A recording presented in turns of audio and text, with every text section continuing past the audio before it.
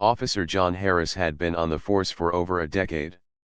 A seasoned officer, he had seen the ins and outs of his city, patrolled the same streets day in and day out, and felt like he had a firm grip on his work.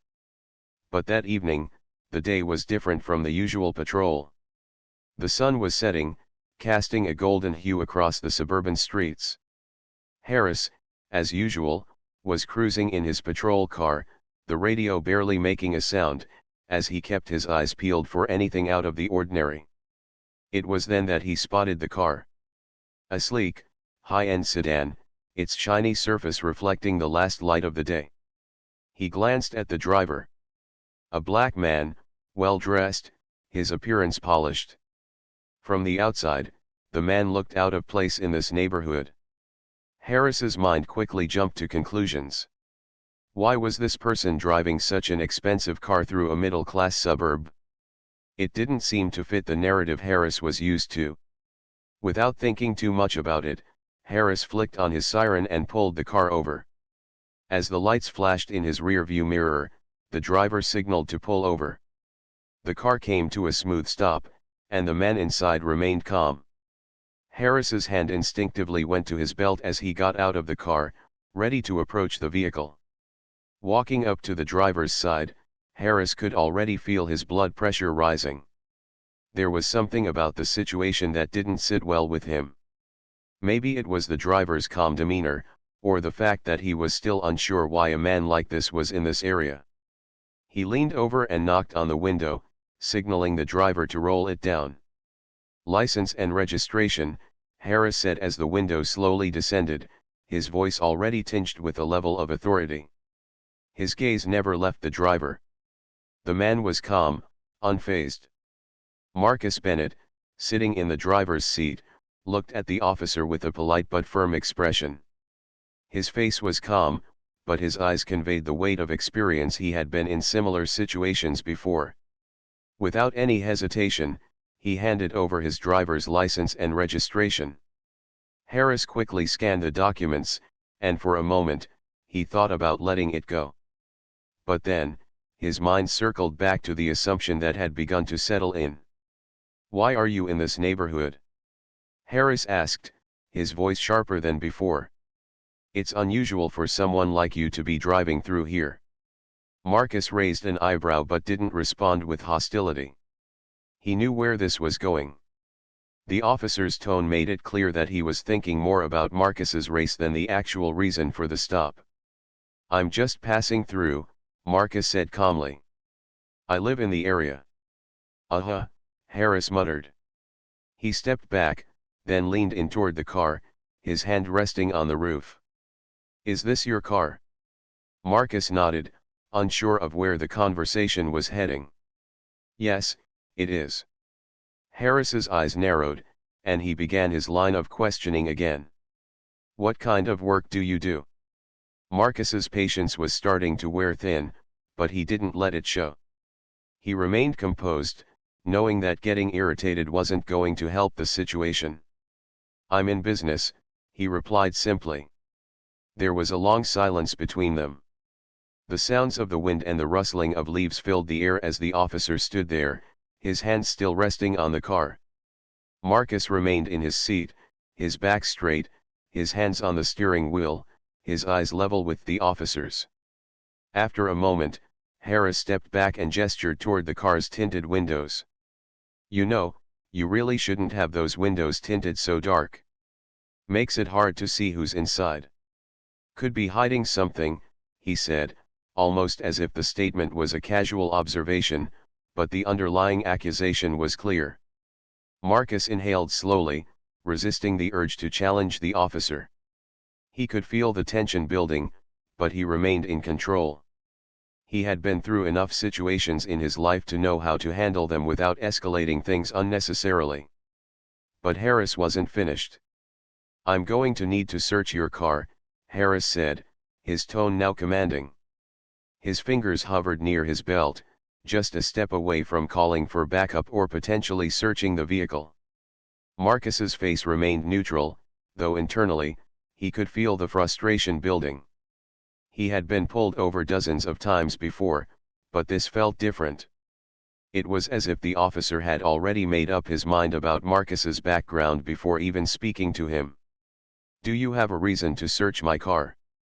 Marcus asked, his voice steady, but firm. Harris hesitated for a moment. "You've got tinted windows, and you're driving through a neighborhood you don't belong in. Those are good enough reasons for me." Marcus didn't back down. "And I'm telling you, I live here. And there's no reason to search my car. If you're going to search it, you need a warrant." Harris's eyes flared with irritation. He wasn't used to being questioned like this.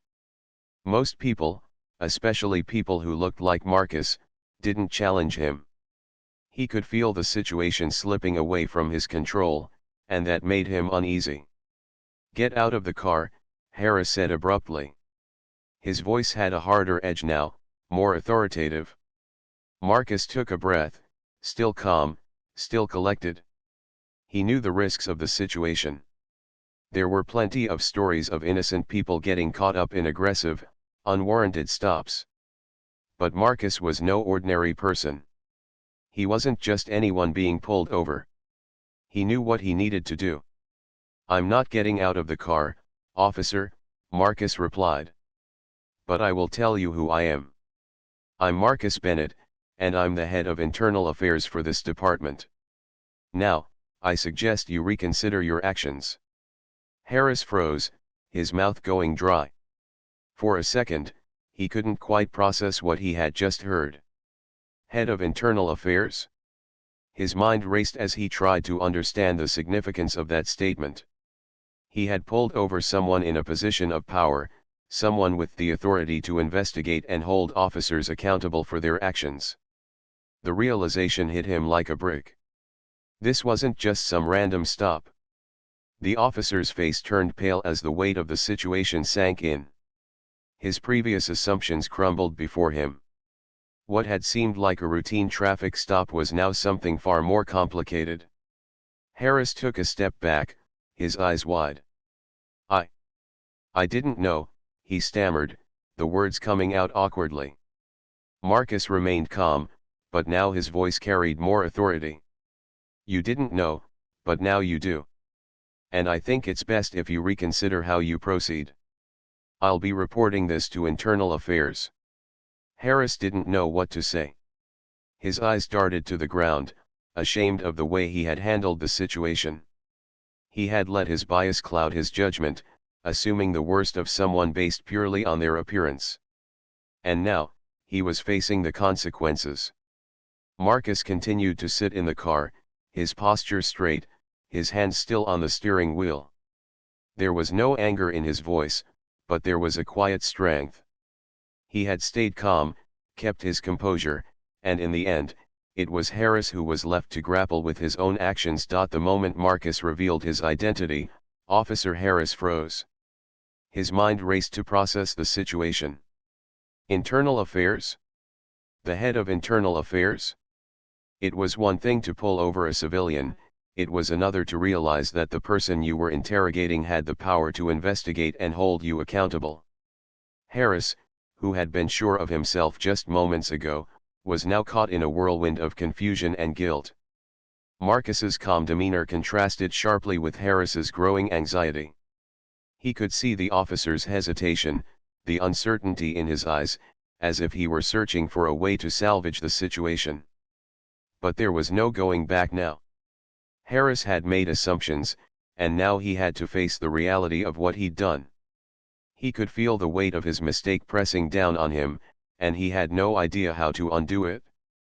"Look, I didn't mean anything by it," Harris said after a long pause, trying to regain control of the situation. His voice was shaky, betraying his growing discomfort. "I was just doing my job. I thought you were someone else. I didn't realize who you were." Marcus kept his eyes on the officer, not letting his guard down. He wasn't here to argue, and he wasn't here to escalate things. But he also wasn't going to let Harris off easily. "You didn't realize who I was, but you sure knew how to make assumptions. I don't know if that's a mistake or if it's something deeper, but either way, You should have known better. Harris opened his mouth to speak again but quickly closed it. There was nothing he could say to justify his actions.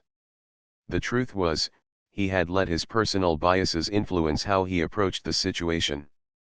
He had seen a black man in a fancy car and assumed he didn't belong there. He had let his stereotypes cloud his judgment. Marcus leaned back in his seat, folding his arms across his chest. He wasn't angry, not yet, but there was a sense of resolve in him. He wasn't about to let this go unnoticed. Not this time. Not when someone in a position of power had taken it upon himself to treat another person like this based solely on appearance. You know, Harris, Marcus continued, his voice even but firm, I've been in this position before. Not this exact position, of course. But I've been stopped by officers who felt like they could treat me differently because of the color of my skin. And it's always the same story. They think they're in control, they think they can get away with it, but then they find out that there are consequences. Harris shifted uncomfortably, glancing at his feet. He knew the statistics. He knew the stories. He had heard of the cases where officers had crossed the line and faced serious repercussions. But this was different. This wasn't just a random person he had pulled over. This was someone who could make things happen. Someone who could change the course of his career with a single report. I'm sorry, Harris said quietly. I really am. I wasn't thinking. I should have treated you with more respect. It's just, sometimes, I get into this mindset, and he stopped himself, realizing that his apology wasn't enough. There was no way to undo what had been done. Marcus sighed, his expression still calm but with a trace of disappointment. I don't need your apology, Harris. What I need is for you to understand that this behavior is unacceptable. What you did wasn't just a mistake, it was a reflection of something much deeper. And until you recognize that, it's just going to keep happening over and over again. The silence between them stretched on. The world around them seemed to stand still, with only the sounds of distant traffic and birds chirping in the background. Marcus knew the officer's apology was genuine, but it wasn't enough. Harris needed to do more than apologize. He needed to change. So, what happens now? Harris asked, his voice low. He seemed like a man who was looking for redemption, but unsure of how to find it. Marcus didn't hesitate. Now, I'm going to report this. It's my duty. But more than that, it's about making sure this doesn't happen again. You need to understand that you can't treat people this way. Not just me, but anyone. Harris nodded slowly, his eyes still downcast. He could feel the weight of Marcus's words sinking in. He had heard it before, but hearing it from someone who had the power to make his life difficult made it hit harder. As the silence settled between them, Marcus noticed Harris glancing at his badge, almost as if trying to regain his sense of purpose. Marcus could see that the officer wasn't a bad person at his core, but he had let his assumptions and biases lead him astray. And now, those same biases had put him in a vulnerable position. You're right, Harris finally said. I have a lot to think about. And I'll take responsibility for this. I'll face whatever comes next. I just didn't know who I was dealing with. Marcus didn't respond immediately. He simply watched the officer, his expression neutral. He could see the struggle on Harris's face. It wasn't an easy thing to admit, especially for someone in law enforcement. Admitting that you had made a mistake, admitting that your judgment had been clouded by something as deep-rooted as racial bias, was a hard pill to swallow. But it was the first step toward change. You should have known better, Marcus said quietly. But now you do. And now it's your responsibility to do better. Harris seemed to take a deep breath, as if he were trying to come to terms with the reality of the situation. He stood there for a moment, processing everything that had just happened. And when he finally looked up at Marcus again, he didn't seem as defensive as he had been before. There was a look of understanding in his eyes. A sense that he recognized the gravity of his actions. "I'll do better," Harris said, the words more resolute than before. "I promise." Marcus nodded, satisfied that Harris at least seemed willing to learn from his mistake. "I hope so," he said. "Because the next time, someone might not be as understanding as I was." With that, Marcus started the engine of his car. He didn't need to say anything else. The officer had been given his chance to reflect, and it was up to him now to make sure that he never made the same mistake again. As Marcus drove away, he couldn't help but feel a sense of relief. This wasn't just about him or his position in internal affairs. It was about making sure that people, regardless of who they were or where they came from, weren't treated unfairly. It was about ensuring that justice was served for everyone, not just those who had power. And while this encounter had been tense, Marcus hoped it would make a difference, even if it was just for one officer. The road ahead seemed clearer now, but the fight wasn't over. There would be other encounters like this, other moments where people had to stand up for what was right. But for now, Marcus could hold his head high, knowing that he had made a stand. And that was what mattered. The days following the encounter between Marcus and Officer Harris passed in a blur of routine for Marcus.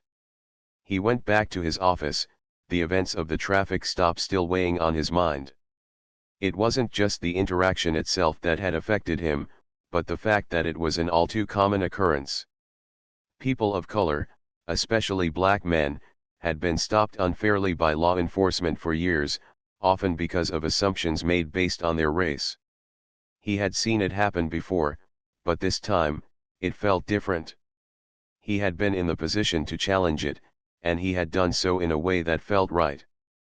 But the reality was, this one encounter wasn't going to change the system overnight. Marcus sat at his desk, reviewing case files as usual, but his mind kept drifting back to that moment on the side of the road. Officer Harris's uncomfortable apology replayed in his mind, along with the look of guilt on the officer's face.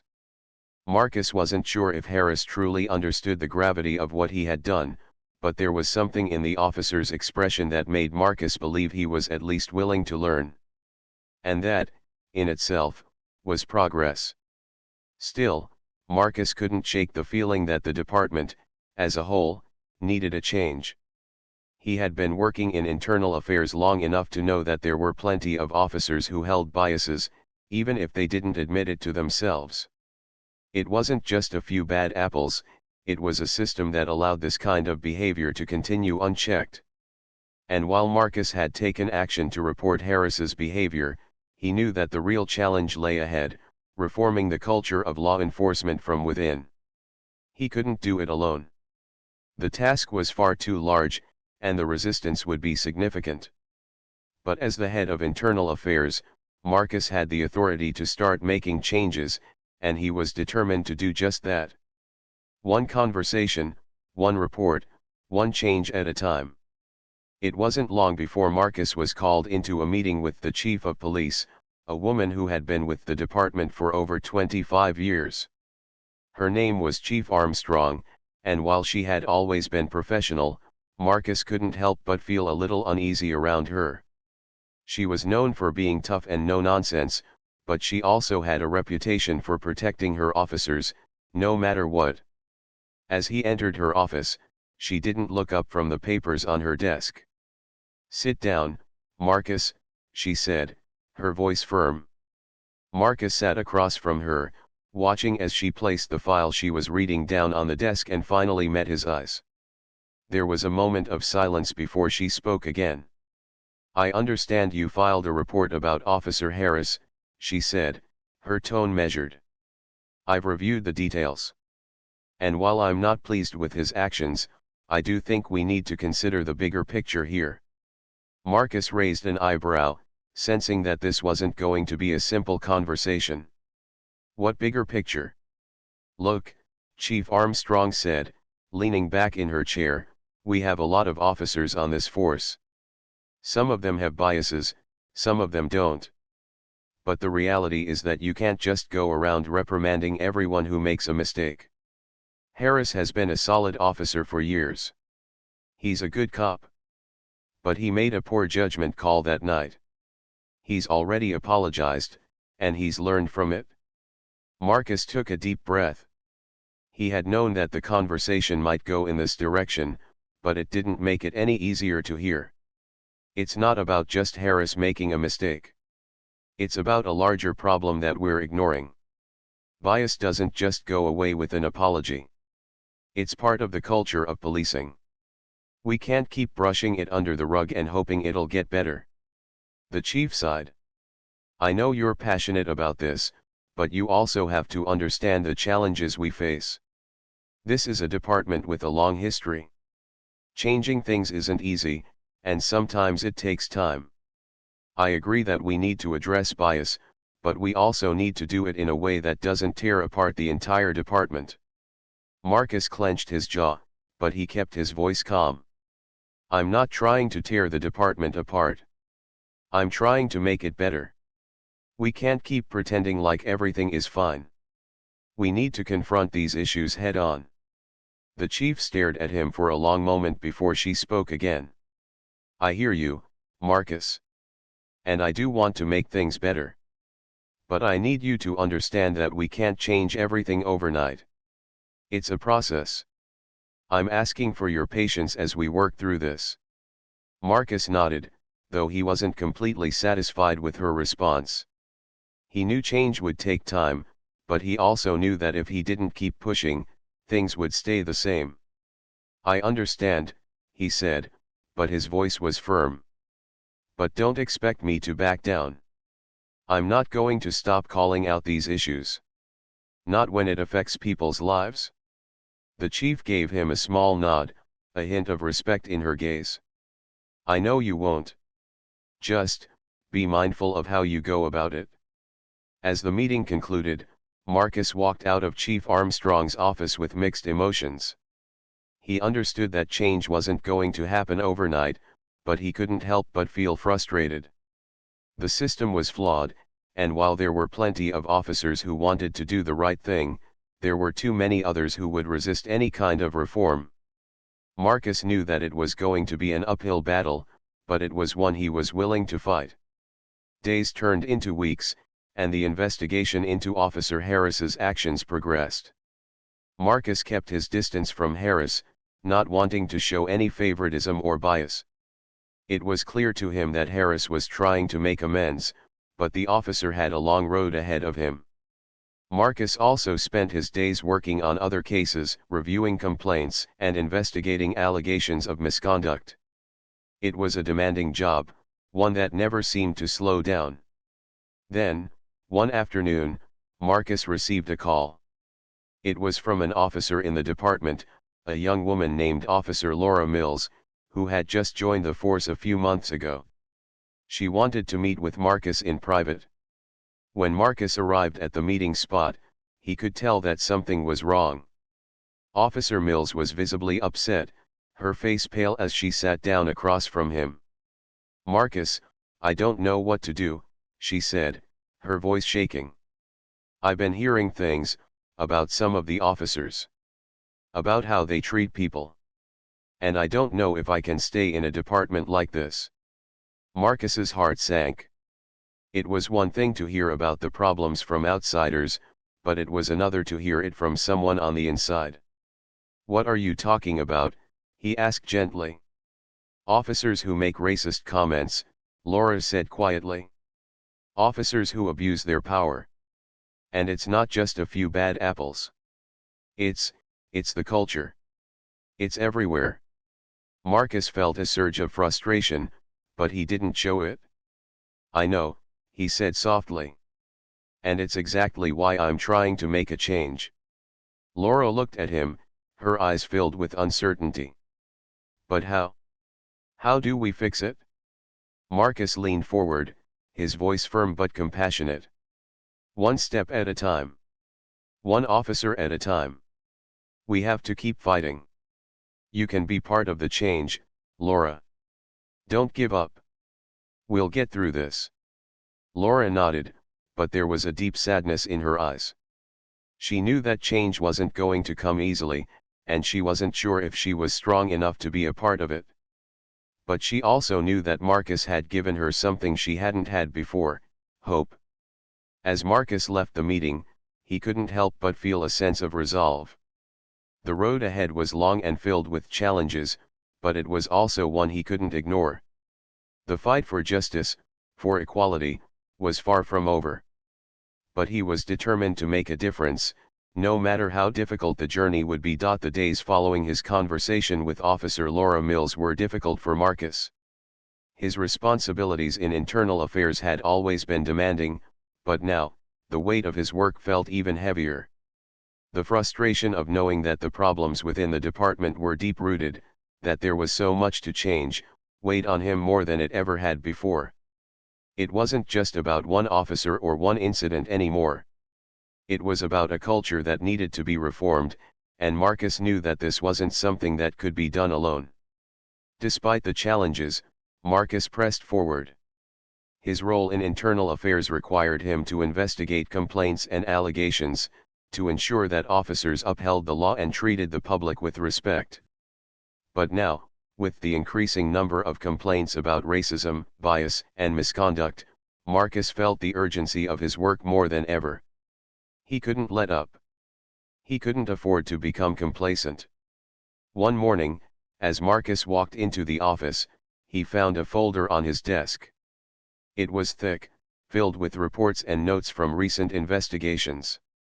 It looked like another typical pile of work, but as he flipped through the pages, one name jumped out at him: Officer Harris. It seemed that the investigation into Harris's actions had made its way through the department's internal channels, and now Marcus had to follow up with his findings. The report contained several sections, including statements from witnesses and a detailed account of the traffic stop, but it also included a letter from Harris himself. Marcus opened the letter and read it carefully. In it, Harris expressed his regret for the way he had treated Marcus and admitted that his actions had been influenced by his own biases. Harris mentioned how he had been struggling with his views and how he had come to realize that his assumptions had been wrong. It was an apology, but it was also a plea for understanding. Harris acknowledged that he had let his biases dictate his actions, but he promised to do better. As Marcus read the letter, he couldn't help but feel a mix of emotions. On one hand, he appreciated Harris's honesty. The officer had taken responsibility for his actions, which was more than most would do. But on the other hand, Marcus knew that this wasn't enough. Apologies, while important, couldn't erase the harm that had been done. The damage had already been done, and it couldn't be undone with just a few words. Marcus sat back in his chair, deep in thought. He had seen this before: officers admitting their mistakes, promising to change, but then slipping back into old habits. It was a cycle that seemed to repeat itself. Was Harris any different? Would he really change, or was this just a temporary response to the pressure he was now facing? Marcus put the letter aside and turned his attention to the next step in the investigation. There were still interviews to conduct and evidence to review. The process had to be thorough. He couldn't afford to take shortcuts, even if Harris seemed genuinely remorseful. This wasn't just about one officer's actions, it was about ensuring that the department as a whole was held accountable. As he continued his work, Marcus was reminded of the conversation he had with Officer Laura Mills. The young officer had come to him, expressing her concerns about the culture within the department. Laura had been brave enough to speak out, to admit that she had seen things that made her uncomfortable, that made her question whether she could continue working in an environment like this. Marcus had given her hope, but he couldn't help but feel that her fears were justified. The department needed to change, but was it possible? Could they really reform such a deeply ingrained culture? The answer, Marcus knew, wasn't simple. Change would take time, and it would require the efforts of everyone involved. He couldn't do it alone. He needed allies. He needed officers like Laura, who were willing to stand up and speak out. He needed to find a way to inspire others to join him in the fight for justice and accountability. But the question remained, how could he convince others to take action when the culture of the department had been built on years of tradition and resistance to change? How could he make a difference when so many were comfortable with the status quo? Marcus knew that the road ahead would be long and filled with obstacles. But he also knew that he couldn't give up. He had a responsibility to make the department better, to ensure that officers treated everyone with fairness and respect, no matter their race or background. He had taken an oath to protect and serve, and now, it was time to hold his fellow officers to that same standard. The next few weeks passed in a whirlwind of investigations, meetings, and reports. Marcus spent hours reviewing body cam footage, interviewing witnesses, and following up on complaints. It was exhausting work, but it was necessary. Each case was an opportunity to expose the flaws in the system, to make the department more accountable, one step at a time. Then, one day, Marcus received a call from Officer Harris. It was the first time they had spoken since the traffic stop, and Marcus was curious to hear what Harris had to say. "I've been thinking a lot about what happened," Harris said on the other end of the line. "And I want to make things right. I know I've messed up, and I know I have a lot to learn. But I'm willing to do whatever it takes to prove that I can change." Marcus listened carefully.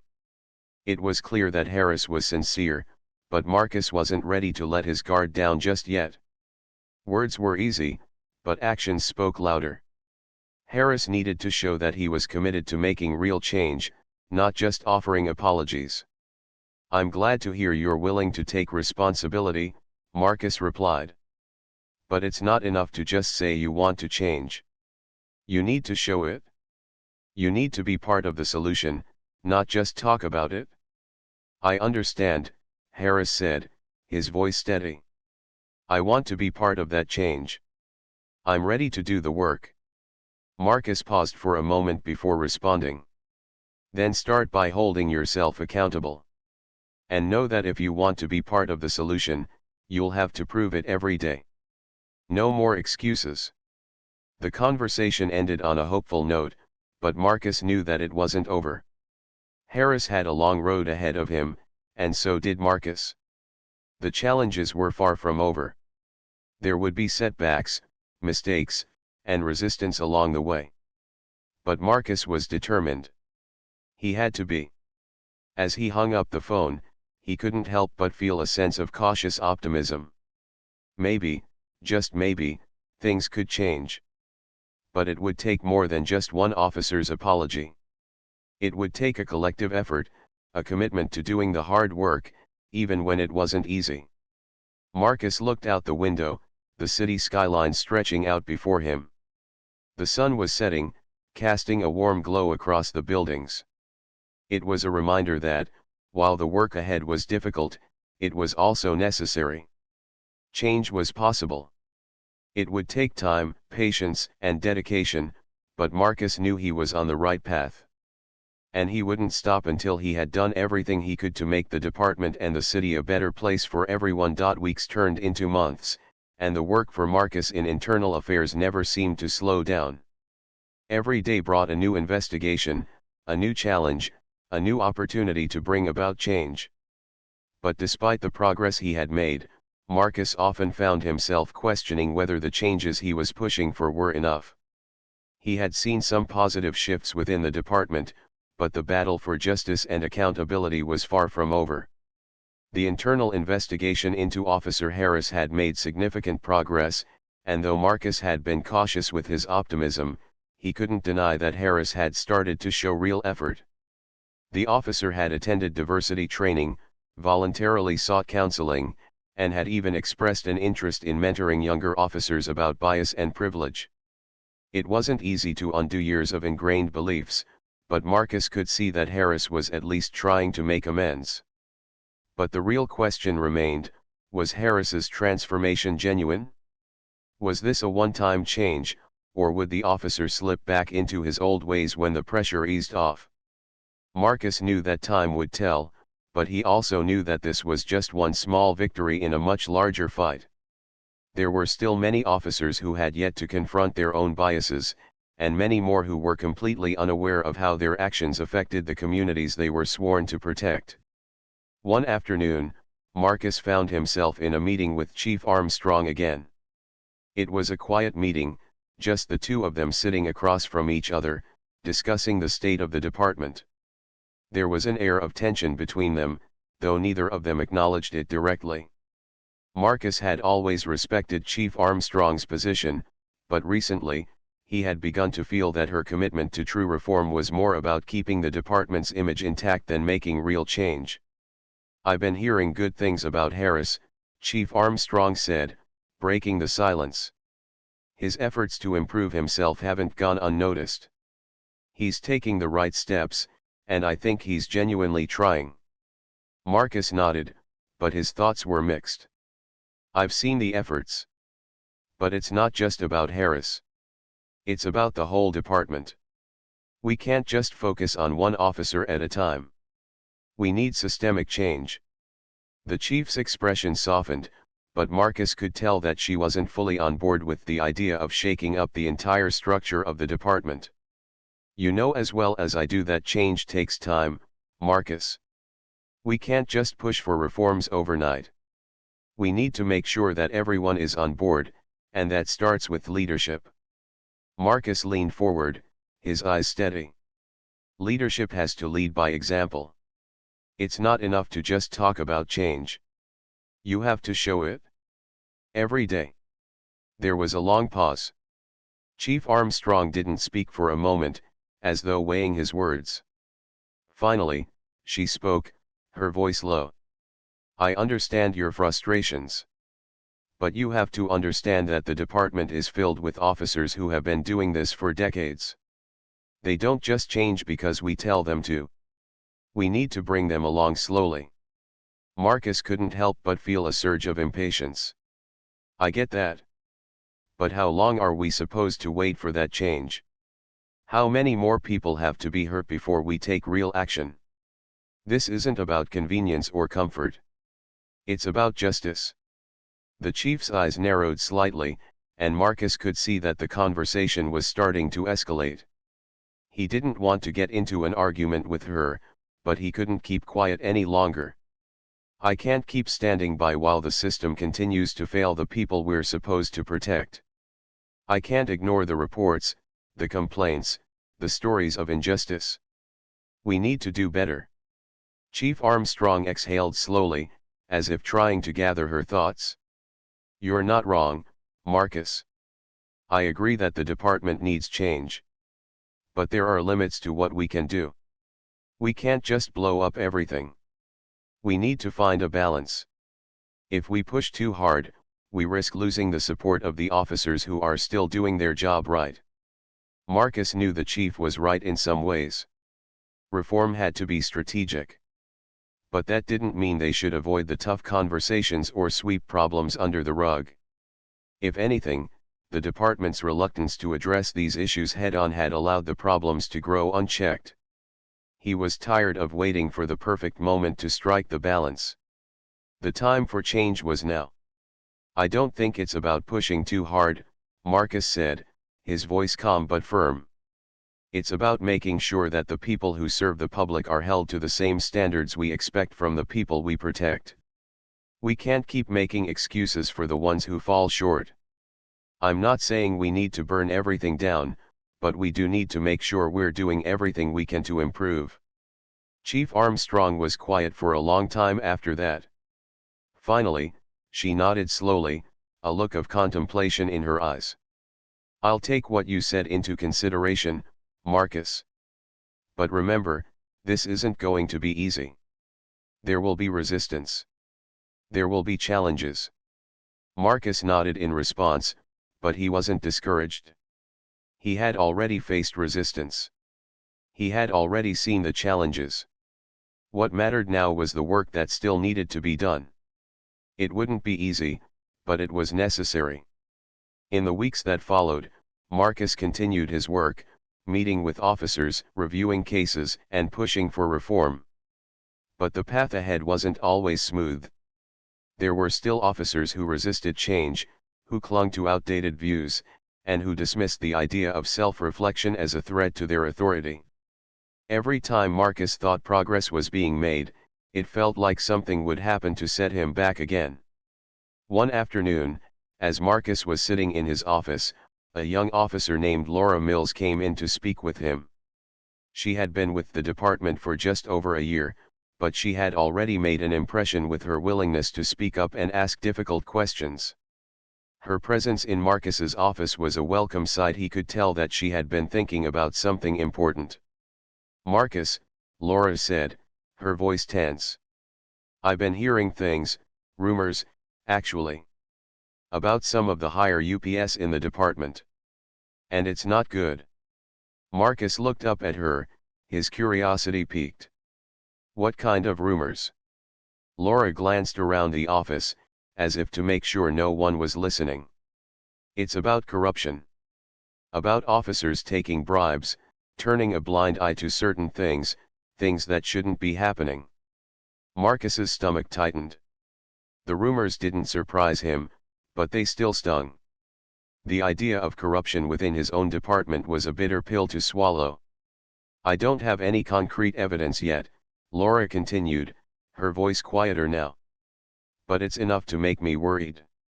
Marcus nodded slowly.